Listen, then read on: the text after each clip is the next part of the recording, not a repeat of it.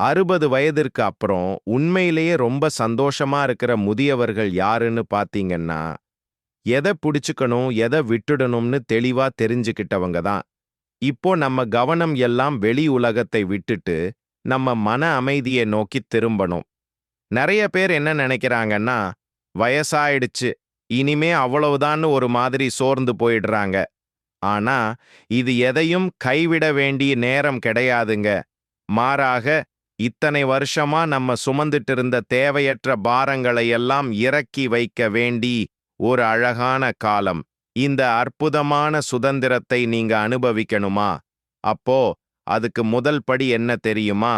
மத்தவங்க கண்ணுக்கு நாம எப்படி தெரியிறோம் அப்படிங்கிற அந்த பெரிய சுமைய தூக்கி போட்டுட்டு உங்களுக்காக வாழ ஆரம்பிக்கிறது தான் ஒரு முக்கியமான விஷயம். மத்தவங்க நம்மள பத்தி என்ன நினைப்பாங்க அப்படிங்கிற கவலை. 60 வயசுக்கு மேல இனிமே மத்தவங்க உங்கள பத்தி என்ன நினைக்கிறாங்கங்கிறது உங்களோட பிரச்சனை கிடையாதுங்க. அவங்களுக்கு பிடிக்குமா, இவங்களுக்கு பிடிக்குமான்னு எல்லாரையும் திருப்திப்படுத்த முயற்சி செஞ்சீங்கன்னா, உங்க முதுமையோட அந்த பொன்னான நேரத்தையும் ஆரோக்கியத்தையும் நீங்களே உங்க கையால திருடுறதுக்கு சமம். இந்த வயசுல நீங்க யாருக்கும் எந்த விளக்கமும் சொல்லத் தேவையே இல்லை. யார்கிட்டயும் அனாவசியமா மன்னிப்பு கேட்டுட்டு இருக்காம, உங்களுக்கு பிடிச்ச மாதிரி நேர்மையா வாழ்றதுக்கான முழு உரிமை உங்களுக்கு இருக்கு. மத்தவங்களோட சர்டிபிகேட்டுக்காக வாழ்றத நிறுத்திட்டு, உங்களுக்காக வாழத் தொடங்கினீங்கன்னா 3 லாபம் கிடைக்கும். 1. உங்க சக்தி வீணாகாது. மத்தவங்களை சந்தோஷப்படுத்த நீங்க செலவு பண்ற அந்த மன உளைச்சல் மிச்சமாகும். அந்த சக்தியை உங்க ஆரோக்கியத்துக்காகவும் உங்களுக்கு பிடிச்ச விஷயத்துக்காகவும் பயன்படுத்தலாம். 2. உண்மையான சுதந்திரம். மத்தவங்க என்ன நினைப்பாங்கங்கிற பயம் எப்போ போகுதோ அப்போதான் நீங்க நீங்களாவே முழுமையா வாழ முடியும். 3. நிம்மதியான நித்திரை. மத்தவங்க உங்கள குறை சொல்றாங்களோ, தீர்ப்பு சொல்றாங்களோ, அத பத்தி உங்களுக்கு கவலை இல்லைன்னா மன அழுத்தம் தானாவே குறைஞ்சிடும். ஒரே ஒரு விஷயம் ஞாபகம் வச்சுக்கோங்க. நான் சொல்றதுதான் சரின்னு மத்தவங்க கிட்ட உங்களை நீங்க நிரூபிக்க வேண்டிய அவசியம் இல்லைன்னு முடிவு பண்ணிட்டீங்கன்னா, அந்த வீண் பிடிவாதமும் விவாதமும் தானாவே காணாம போயிடும். வாழ்க்கை ரொம்ப நிம்மதியா இருக்கும். அடுத்ததா நாம பார்க்க போற விஷயம், நம்ம எல்லார்கிட்டயும் இருக்கிற ஒரு சின்ன பழக்கம். அதுதான் விவாதத்துல நான் தான் ஜெயிக்கணும் அப்படிங்கிற பிடிவாதம். நிஜமாவே உண்மை உங்க பக்கம் இருக்கலாம். நீங்க சொல்றதுதான் சரியாவும் இருக்கலாம். ஆனா ஒன்னு யோசிச்சு பாருங்க. அந்த உண்மைய புரிய வைக்க போராடுறத விட உங்க மன அமைதி ரொம்ப முக்கியம் இல்லையா? இப்போதெல்லாம் குடும்பத்துல நடக்கிற பேச்சாகட்டும், இல்ல வாட்ஸ்அப், ஃபேஸ்புக்னு சோஷியல் மீடியாவாகட்டும், கடைசியா நான் சொல்றதுதான் நிக்கணும்னு வாத்தாடுறது, உங்க நேரத்தையும் நிம்மதியையும் நீங்களே வீணாக்குற ஒரு செயல்தான். பெரியவங்க ஒரு வார்த்தை சொல்லுவாங்க, 1000 வார்த்தைகள் பேசி புரிய வைக்க முடியாததை ஒரு சின்ன மௌனம் புரிய வச்சிடும்னு. இந்த மௌனம் உங்க மன அமைதிக்கு நீங்க கொடுக்கிற ஒரு விலை மதிப்பற்ற பரிசு. யாராவது உங்கள தப்பா நினைப்பாங்களோன்னு பயப்படாதீங்க. இந்த மௌனம் உங்க பலவீனம் கிடையாது. இது ஒரு மேலான குணம். தேவையற்ற சலசலப்புல உங்க சக்திய வீணாக்காம நீங்க உங்களை பாதுகாத்துக்கிறீங்கன்னு அர்த்தம்.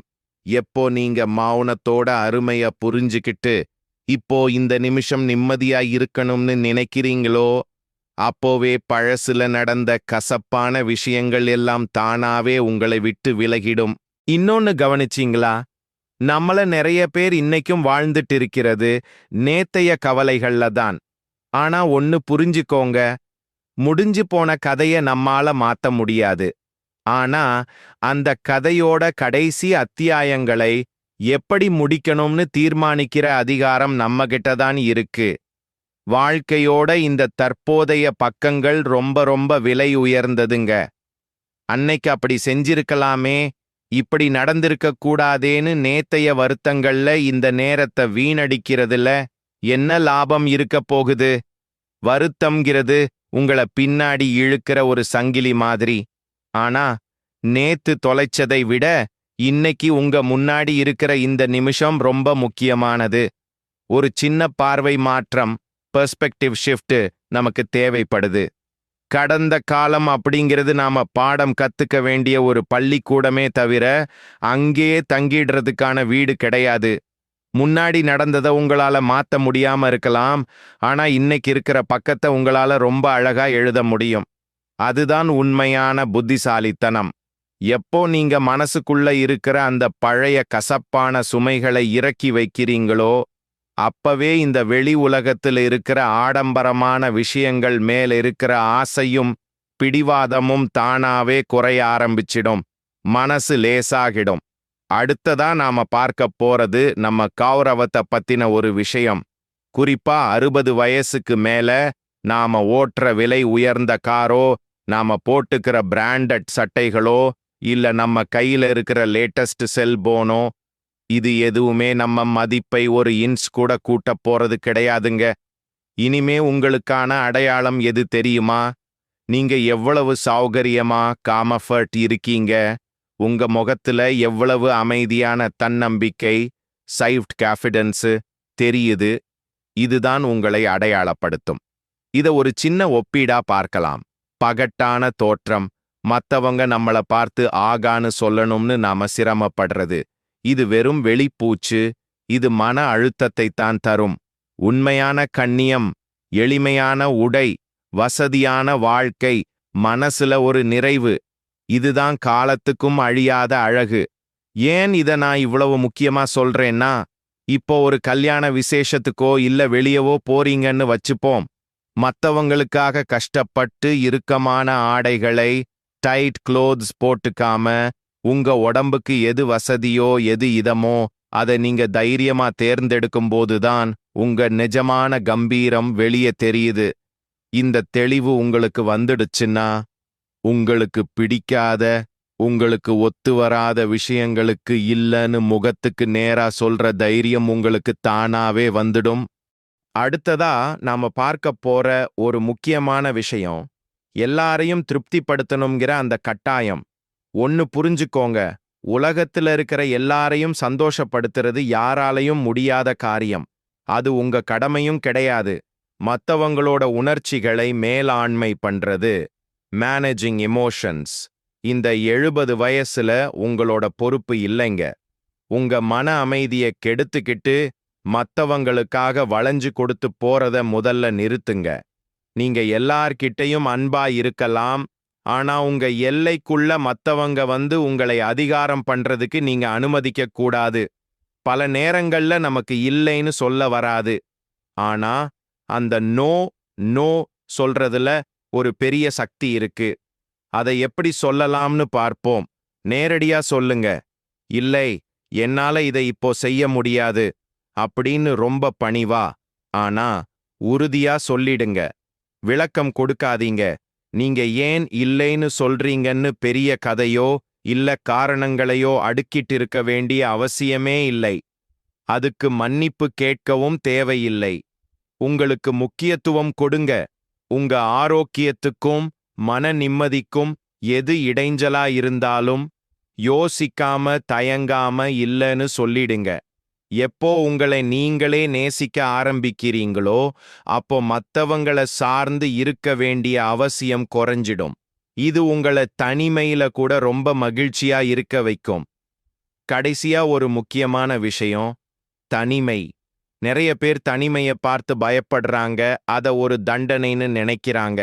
ஆனா நிஜத்தை சொல்லட்டுமா, தனிமைங்கிறது ஒரு தண்டனை இல்லைங்க. அது உங்க ஆத்மாவுக்கான ஒரு புகலிடம், சாங்சுவாரி. சின்ன வயசுல நாம கூட்டத்தையே தேடி ஓடுவோம். ஆனா ஒரு முதிர்ந்த மனிதர் யாருன்னா, யாருமே இல்லாத நேரத்துல தனக்கு தானே ஒரு நல்ல துணையா இருக்க கத்துக்கிட்டவர்தான். சத்தமே இல்லாத ஒரு இடத்துல எந்த ஆரவாரமும் இல்லாம அமைதியா உட்கார்ந்து உங்களை நீங்களே முழுசா உணர்றதற்கு பாருங்க, அது ஒரு உன்னதமான கலை. தனிமையிலையும் நான் ரொம்ப நிறைவா இருக்கேன்னு நீங்க எப்போ நினைக்கிறீங்களோ, அதுதான் ஒரு முழுமையான வாழ்க்கையோட அடையாளம். அந்த சத்தமில்லாத அமைதியில நீங்க சந்தோஷமா இருக்க ஆரம்பிச்சா, மத்தவங்க நம்மள தேடி வரணும், நம்ம கிட்ட பேசணும் அப்படிங்கிற அந்த எதிர்பார்ப்பு தானாவே மறைஞ்சிடும். இந்த ஒரு மனப்பக்குவம் மட்டும் உங்களுக்கு வந்துடுச்சுன்னா, பழைய கசப்புகளையும் பகைகளையும் சுமந்துட்டு இருக்கிற அந்த கடைசி பாரமும் உங்க மனசை விட்டு இறங்கிடும். நீங்க ரொம்ப லேசா, ரொம்ப நிம்மதியா உணருவீங்க. நண்பர்களே, கடைசியா நாம பார்க்க போற ஒரு விஷயம், நம்ம மனசுக்குள்ள ரொம்ப காலமா ஆழமா புதைஞ்சு கிடக்கிற கோபமும் பழைய பகையும். உங்களுக்கு ஒன்னு தெரியுமா? நம்ம முகத்துல வர்ற சுருக்கங்களை விட நம்ம மனசுக்குள்ள வச்சிருக்கிற கசப்புணர்ச்சி தான் நம்மள ரொம்ப வேகமா வயசானவங்களா மாத்திடும். அன்னைக்கு அவன் எனக்கு துரோகம் பண்ணிட்டான், இவங்க என்ன பத்தி தப்பா பேசிட்டாங்கன்னு பழைய விஷயங்களை நினைச்சு நினைச்சு கோபப்படுறது ஒரு நெருப்பை மனசுக்குள்ளேயே வச்சிருக்கிறதுக்கு சமம். நிறைய பேர் நினைக்கிறாங்க, மன்னிப்புங்கிறது நம்மை காயப்படுத்தினவங்களுக்கு நாம செய்யற உதவி அப்படின்னு. ஆனா அதுதான் இல்லைங்க. மன்னிப்புங்கிறது உங்களுக்காக நீங்களே செஞ்சுக்கிற ஒரு தற்காப்பு. அந்த மனப்பாரத்திலிருந்து உங்களை நீங்களே விடுவிச்சுக்கிற ஒரு வழிதான் மன்னிப்பு.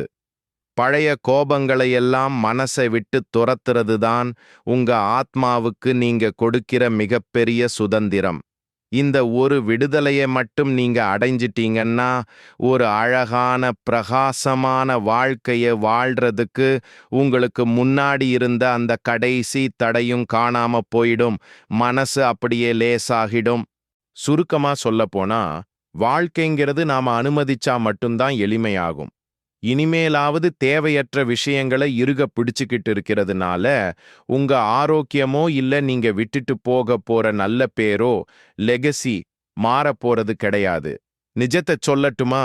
இந்த உலகத்துல பிரகாசமான முதியவர்கள், க்ளோவிங் எல்டர்ஸ் அப்படின்னு நாம யார சொல்றோம்னா, அவங்க எல்லாவற்றையும் சாதிச்சவங்க கிடையாதுங்க.